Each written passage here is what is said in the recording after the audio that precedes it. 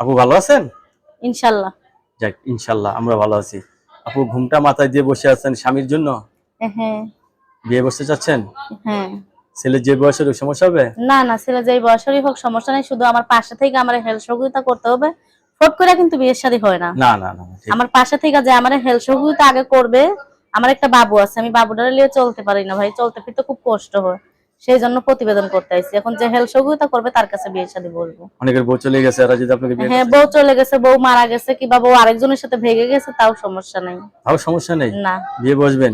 হ্যাঁ, বিয়ে বসবো। কতদিন ধরে স্বামী ছাড়া আছেন আপনি? স্বামী ছাড়া আছে 2 বছর। 2 বছর। ফ্যামিলিতে কে আছে?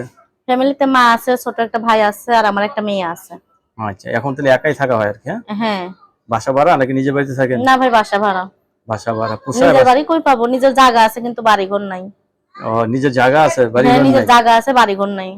আচ্ছা, টাকা থাকলে বাড়ি ঘর করা যায় না? হ্যাঁ, এখন কেউ যদি বিয়ের শাদী করে বাড়িঘর করে দেয় তাইলে ভালো হবে। সেও আপনার থাকতে পারবে।